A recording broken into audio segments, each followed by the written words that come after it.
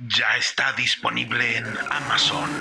Mia 1, el primer adelanto de mi libro de relatos Obertura de la Máquina. 6 historias cortas de cyberpunk muy intenso. Los que lo han leído dicen que es adictivo y te puedo asegurar que lo vas a disfrutar.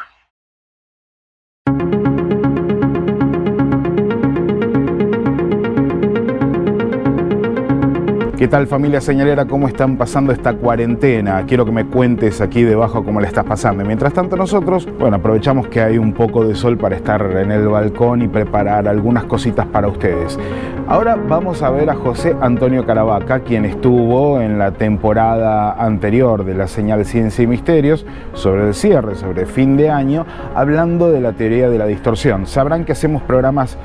por lo general largos, y el de José Antonio Caravaca duró nada más ni nada menos que 4 horas, por lo que vamos a compartir con vos la entrevista completa, pero cortada en pequeños trozos para que puedas apreciarla mejor. Esta es la primera parte, repito, la primera parte de la teoría de la distorsión con José Antonio Caravaca en el canal de YouTube de la señal Ciencia y Misterios.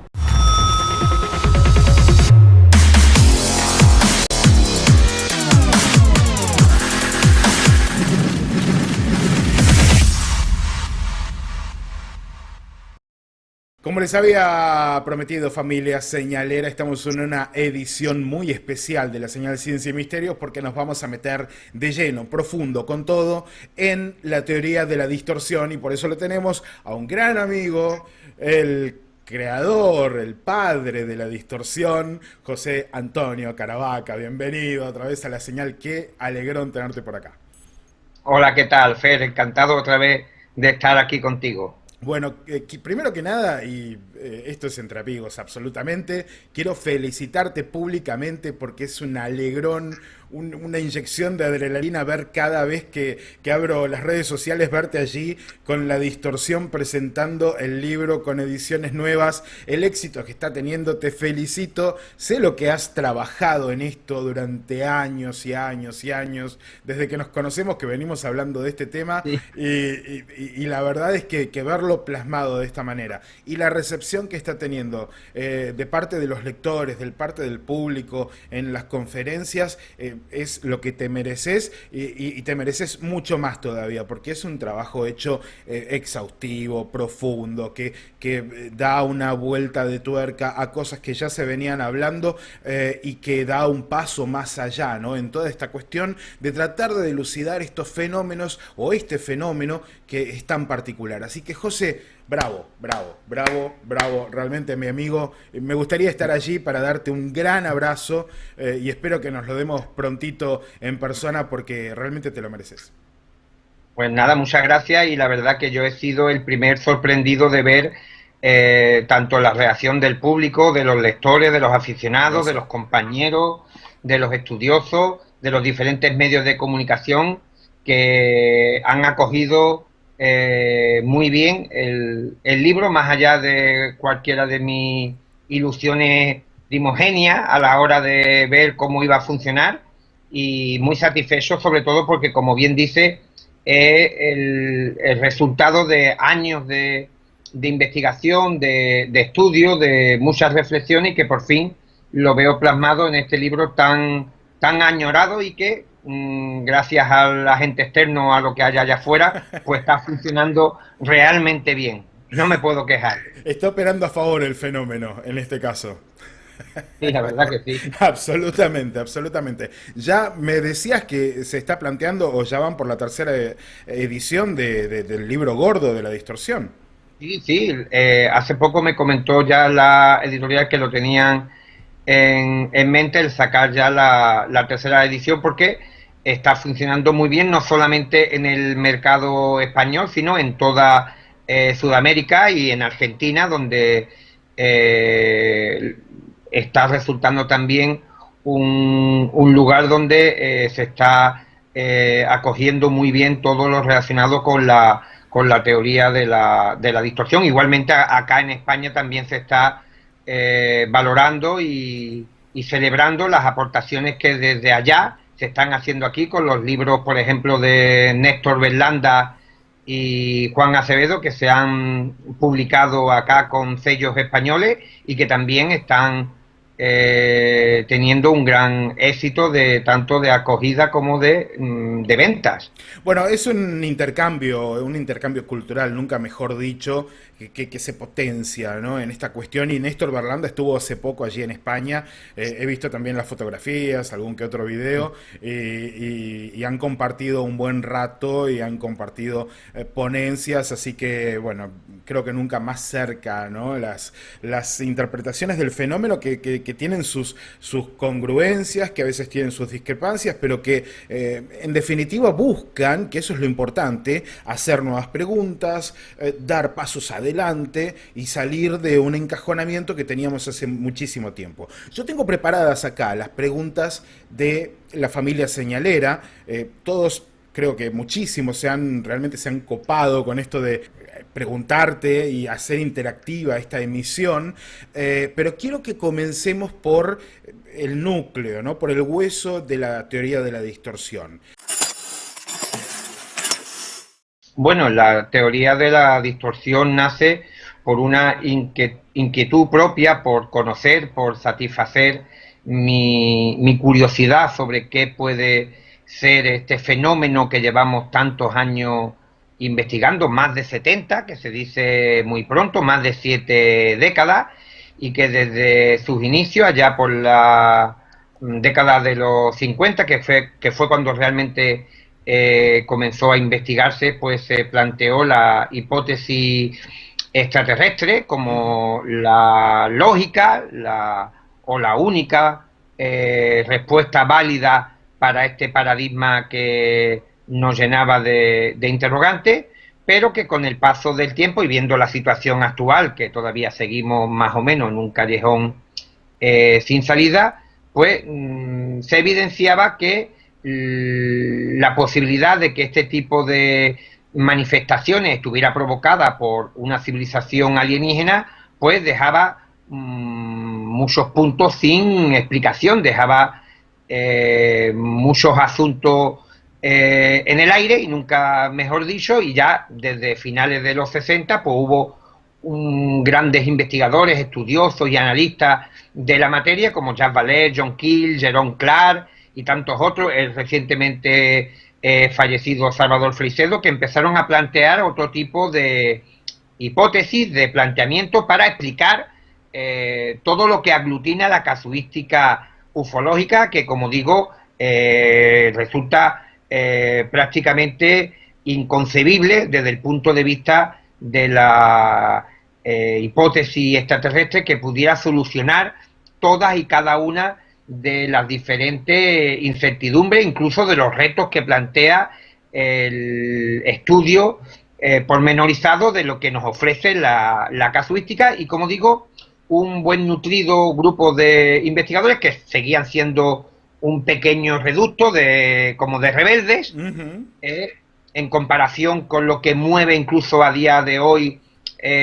toda la comunidad ufológica, en el sentido de defender el planteamiento de la hipótesis extraterrestre. Pues, como digo,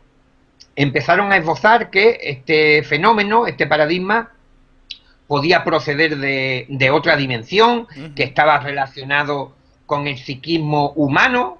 que de alguna manera parecía que había una estrecha relación entre los ovnis y los testigos, que incluso el factor cultural, el factor sociológico parecía estar presente en estas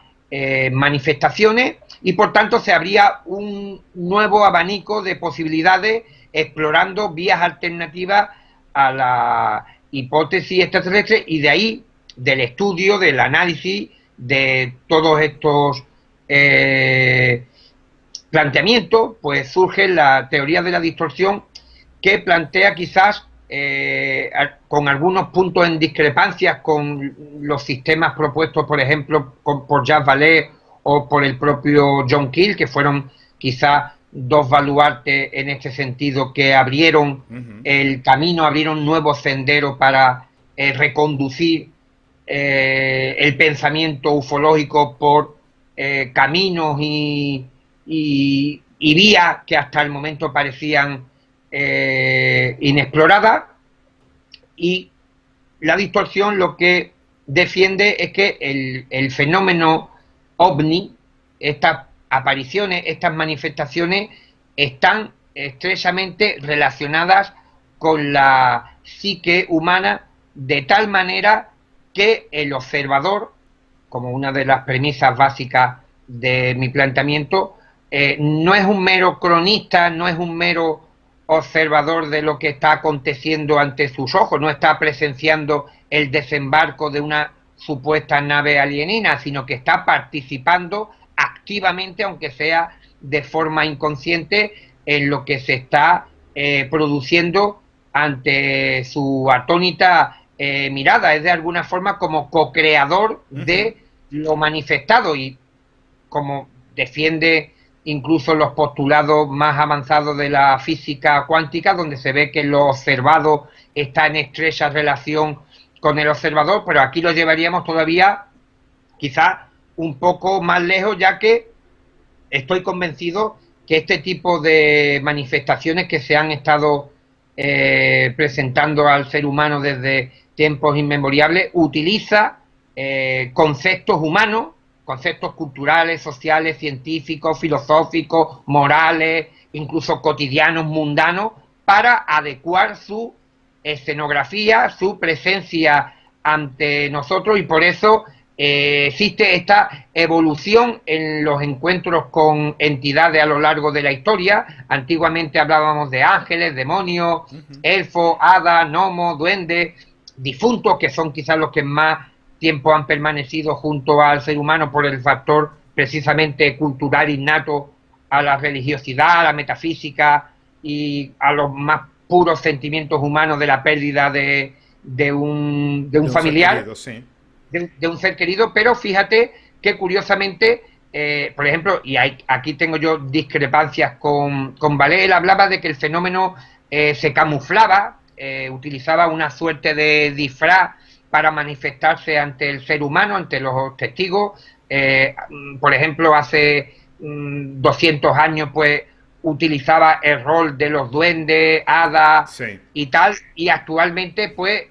había decidido enmascararse o disfrazarse bajo el rol de visitante extraterrestre. Y yo creo que simplemente se trata de un fenómeno sincrónico a la época en la cual se produce este tipo de manifestaciones, y no hay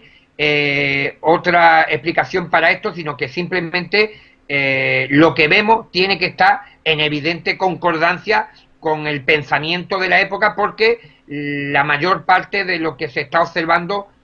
se nutre, este agente externo que yo denomino, porque hay que decir y hay que aclarar para todos los neófitos en estas cuestiones de la distorsión, sí, que no estamos circunscribiendo todo el asunto de las apariciones de ovnis, fantasmas, Bigfoot, a proyecciones mentales, psicosis y otro tipo de enfermedades mentales, sino que simplemente hay un agente externo que, para manifestarse ante nosotros, pues utiliza tanto y eso es también un concepto importante y a tener en cuenta, utiliza tanto lo visual como lo narrativo, partiendo del psiquismo humano, del inconsciente de los testigos. Ellos no son, y nunca mejor dicho, conscientes mientras están experimentando uno de estos episodios anómalos, que están nutriendo con su propia información el contenido tanto intelectual, narrativo, visual de lo que presencia. Y de alguna manera, pues esto indicaría que durante muchísimo tiempo hemos estado retroalimentando un fenómeno que se ha manifestado ante nosotros, pues como digo, utilizando una información que el agente externo extrae de la propia colectividad humana. Bien, o sea que si lo vamos a poner en palabras sencillas, ¿no? Como para que todos lo podamos comprender. En definitiva, se habla de una interacción, ¿no? Una interacción, ¿sí?, que se da entre, supongamos que esta mano es el ser humano y esta mano es el fenómeno, ¿no? Y en el medio tenemos esta interacción, que podría ser este micrófono perfectamente, que es un medio de comunicación, mira, ¿no? Casualmente, ya que estamos. Sí, sí. Y este medio de comunicación, de alguna manera, bueno, es lo que une en la experiencia al fenómeno, que es bastante inclasificable, al ser humano, a través de una comunicación que se completa con el contenido quizás del subconsciente del hombre. Sí. Muy bien. Y de por medio está este nexo coordinante, que es la acción o el evento donde se produce esta distorsión, ¿no? ¿Es allí? Sí, efectivamente. Justamente, o sea, Claro, y este micrófono puede terminar distorsionando, como sucede a veces, el sonido bueno, de la voz y generando una distorsión que es a donde va tu teoría, específicamente. claro, además, el ejemplo del micrófono es interesante, puesto que no solamente estaríamos hablando de que el agente externo es capaz de sintonizar la mente de los testigos, sino que simplemente la presencia del agente externo ante el ser humano va a provocar estas interferencias. El ser humano va a tener graves problemas para evitar que su contenido inconsciente influya en lo que está percibiendo. Y, por ejemplo, fíjate, hay un detalle que son curiosos en el fenómeno OVNI. Este tipo de manifestaciones ha demostrado que se produce de cierta manera en determinados lugares. Por ejemplo, fíjate, en la zona de la Unión Soviética, entre el año 88, 89, 90, 91, pues tuvieron una amplia casuística de encuentros cercanos, y la mayoría de los humanoides sobrepasaban los 2 metros de altura. Absolutamente, como en Borones. Claro, y por ejemplo, en Malasia hay multitud de casuísticas con humanoides de escasos centímetros de altura. 7, 8 Entonces, centímetros. esto, Repasábamos justamente el caso de los humanoides malayos hace un par de programas en La Señal, y es perfecto, es lo que estás narrando. claro, es que se demuestra que de alguna manera hay una serie de patrones que parecen influir en la manifestación, y hace que los fenómenos observados sean incluso como pequeños oasis en cada parte donde se producen este tipo de apariciones, con unos rasgos y unas particularidades distintas. Tenemos el ejemplo de las abducciones que se produjeron en los Estados Unidos desde principios de la década de los 80 hasta bien entrados los 90, donde el extraterrestre tipo que se presentaba en este tipo de experiencia era de altura más bien baja, de gran cabeza desproporcionada, con un cuerpo muy esquelético, con grandes ojos rasgados negros, y lo extraño, lo curioso, es que este tipo de criatura, este tipo de supuesto alienígena que tenía unas intenciones muy específicas relacionadas con el secuestro de las personas y los supuestos exámenes médicos, pues solamente se dieron en los Estados Unidos. Ni siquiera, por ejemplo, en Argentina, en España, en Francia, en Alemania, en Italia, en Perú, en Chile, se registraron este tipo de incidentes. Había sucesos y episodios de abducciones, de supuestos secuestros alienígenas, pero con una serie de criaturas y bajo otro contexto radicalmente diferente al que se nos planteaba en los Estados Unidos. Y esta es una de las causas que yo creo que también era de lo que hablábamos al inicio de la conversación, de esas grandes incertidumbres que durante mucho tiempo han provocado auténticos quebraderos de cabeza a los investigadores. Comprobar cómo el fenómeno OVNI, según el lugar donde se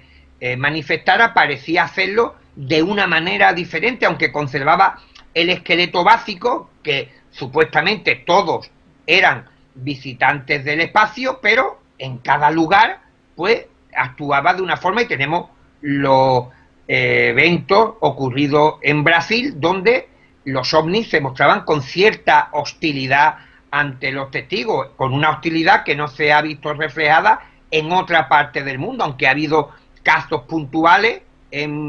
como digo, en varias partes del planeta, pero digamos que la aglomeración de este tipo de sucesos nefastos relacionados tanto con los ovnis como con sus ocupantes, y en Brasil, pues de alguna manera parecía indicar que las manifestaciones tenían algo que ver con los individuos, con las personas, con la colectividad de ciertos lugares para tener ese tipo de comportamiento en determinados lugares. Muy interesante. Bueno, vos sabés que respecto a esto y respecto a estas cuestiones que vas encontrando en los diferentes lugares del planeta y las colectividades y cómo se lo toma cada uno, queda bien representada esta cuestión de que la interacción tiene que ver con el subconsciente de aquel que está estableciendo el contacto con el fenómeno. Ahora, cuando nos vamos a tratar de definir qué es el fenómeno, ahí es donde tenemos un problema porque es bastante difícil llegar a una conclusión de qué podría llegar a ser. Quizás estamos empezando a rasgar las primeras capas como para tratar de comprender a qué nos enfrentamos. ¿Vos tenés alguna idea de qué podría tratarse este fenómeno? O por lo menos hacia dónde podría apuntar un campo de investigación en este sentido después de todo lo que has avanzado en estos años?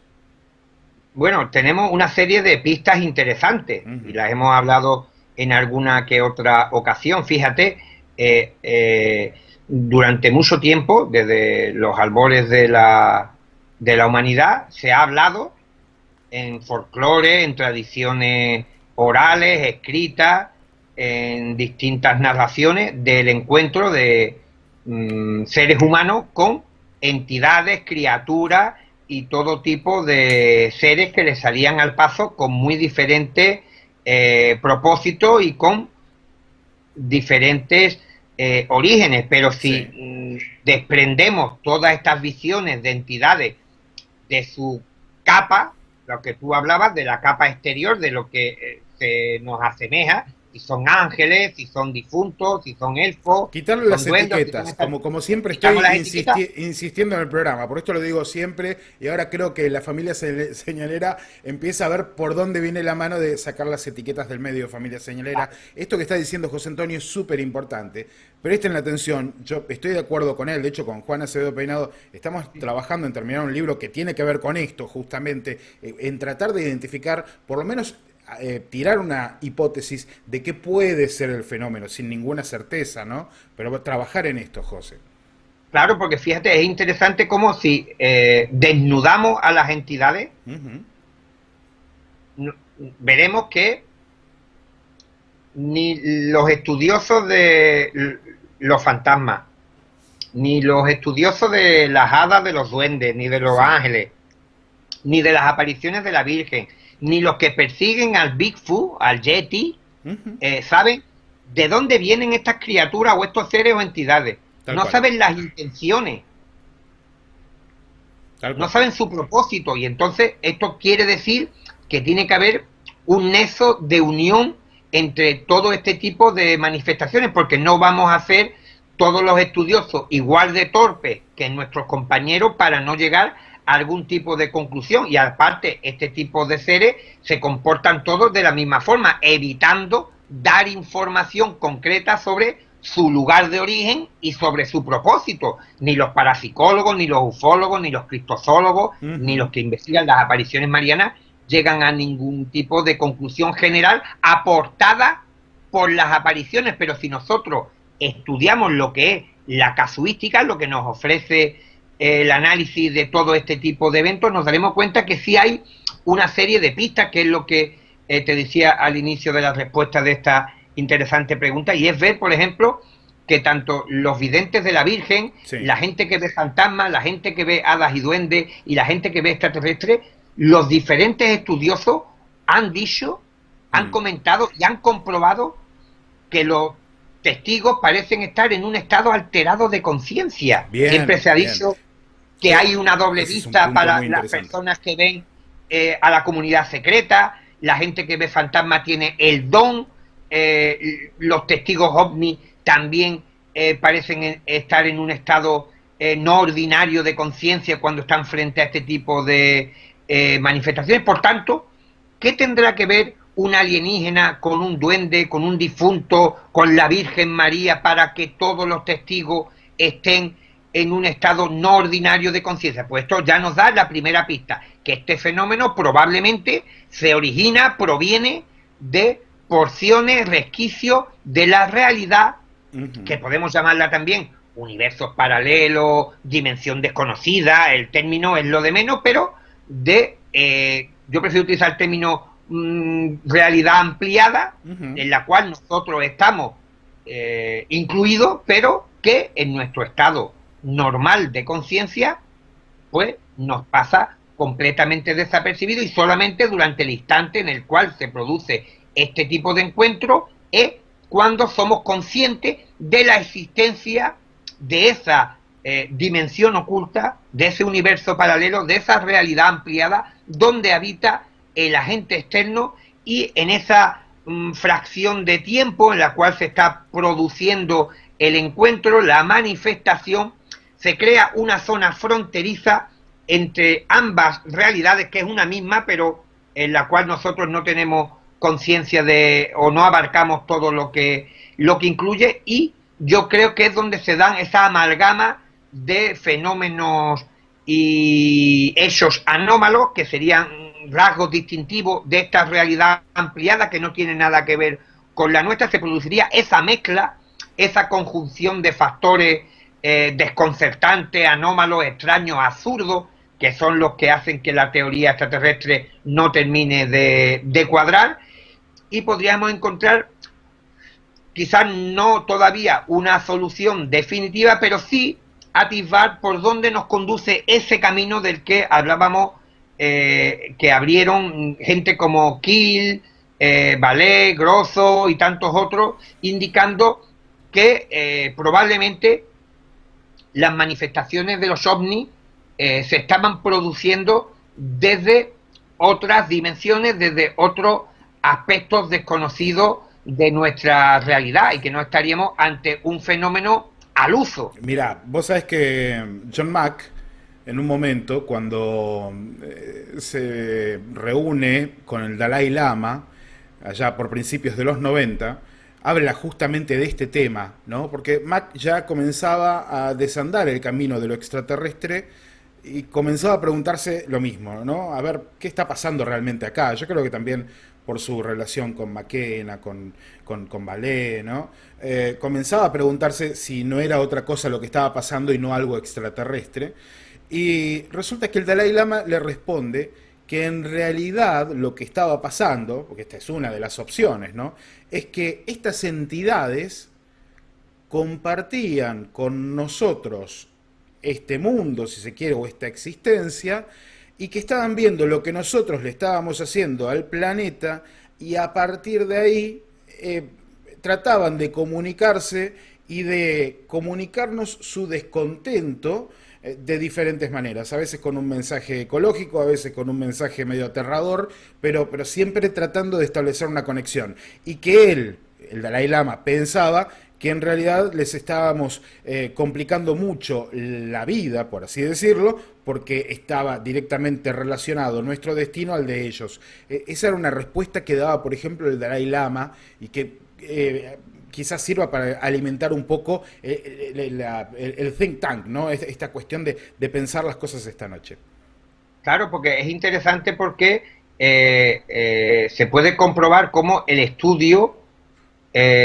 pormenorizado del fenómeno ovni, no haciendo una revisión somera y rápida de lo que tenemos entre manos, pues nos lleva a planteamientos que parecen estar en las antípodas de la hipótesis extraterrestre. Fíjate, por ejemplo, hablabas de John Mark, tenemos también un personaje clave en la ufología como el doctor Joseph Allen Hynek, que colaboró prácticamente con todos los proyectos gubernamentales que se hicieron en los Estados Unidos, sí, desde finales de los 40 hasta bien entrados los 60 y 70 relacionados con el tema OVNI, y él empezó desde un escepticismo a abrazar la posibilidad de que el fenómeno OVNI fuera algo real. Después fue un total convencido, también tuvo sus coqueteos con la hipótesis extraterrestre, pero una persona con el pragmatismo y con su cerrazón científica a la hora de aplicarla al tema OVNI, comprobó cómo la propia casuística te hacía alejarte de la hipótesis extraterrestre, simplemente viendo lo que te ofrecían los casos, porque esto yo siempre lo dejo claro en las charlas y en las entrevistas, que no es que los investigadores forcemos la máquina para plantear hipótesis curiosas, por supuesto que no. incluso extravagantes, sino que simplemente al estudiar lo que el fenómeno nos ofrece, nos daremos cuenta que hay una serie de detalles que sí, que durante mucho tiempo hubo una clase de investigadores que no quisieron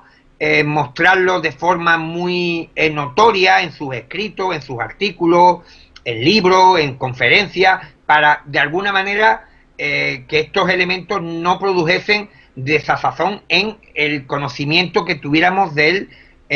fenómeno OVNI, por ejemplo, que muchos testigos sufrieran fenómenos poltergeist en su casa después de haber presenciado el avistamiento de un OVNI, claro, o que tuviera sueños premonitorios, o que se hubieran observado alteraciones en el espacio y tiempo mientras se producía el encuentro, por ejemplo, que el testigo estuviera al lado de una carretera muy transitada por vehículos y en el tiempo en el cual justamente se está produciendo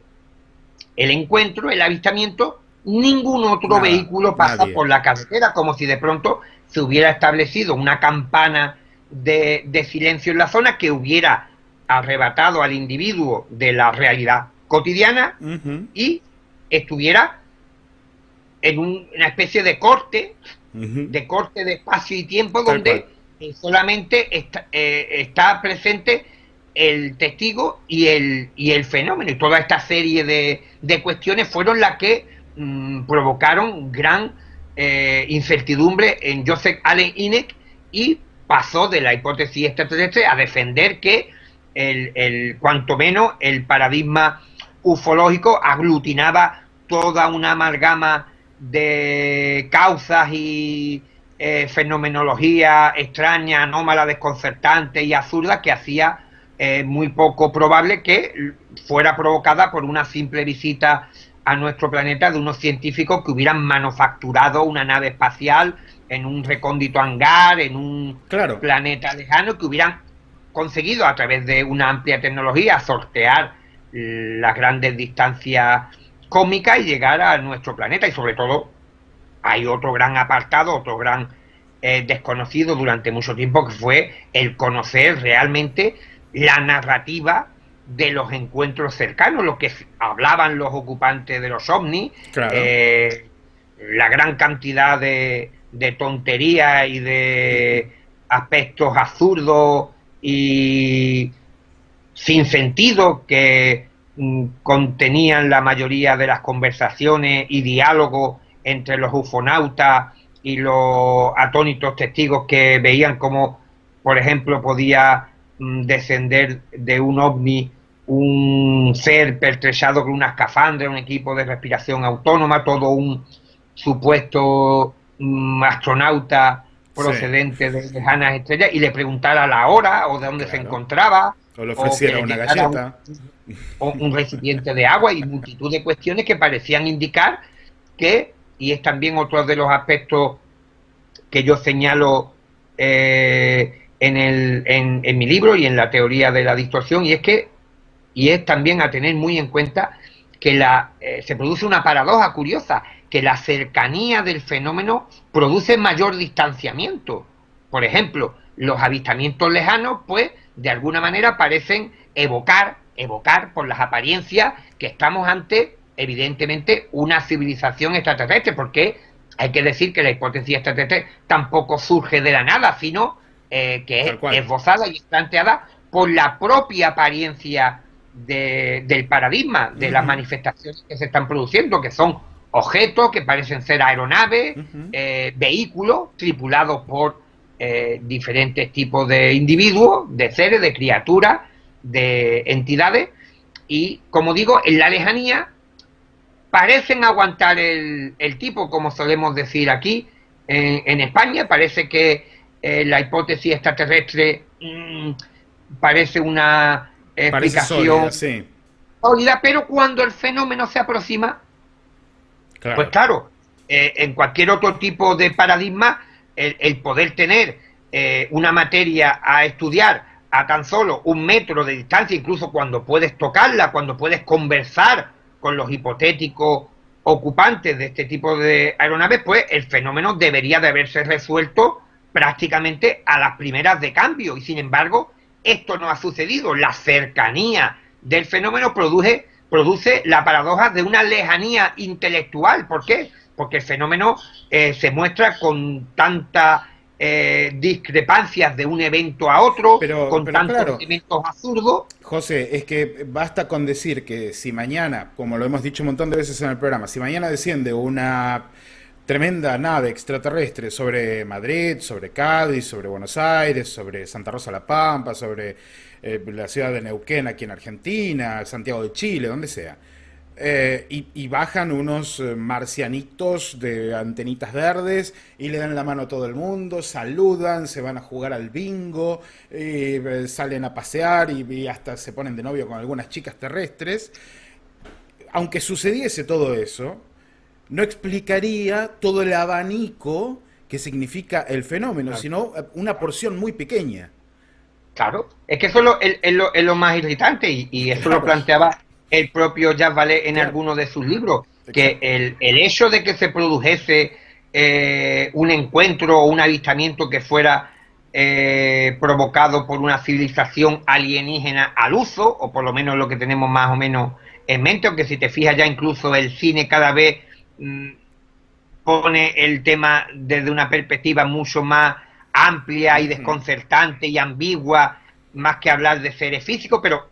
se produjese de la forma que fuese, esto no podría de ninguna manera explicar el grueso de la casuística que se ha ido recopilando con el paso de los años, porque tenemos que tener en cuenta que solamente a nivel de estadística estaríamos hablando de decenas de miles de aterrizajes ovnis que se han producido en casi toda en casi todo el planeta, y que en regiones muy concretas, muy pequeñas, pues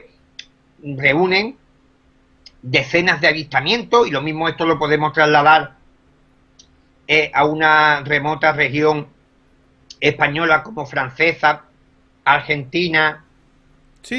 o norteamericana. Entonces esto de alguna manera parece indicar que durante un tiempo, durante unas décadas, se ha producido, se ha manifestado al ser humano un tipo de paradigma que, aunque ha adoptado la apariencia estética, visual, narrativa de una supuesta civilización extraterrestre que visita nuestro planeta, pero que obviamente tiene que obedecer a otro tipo de causas, simplemente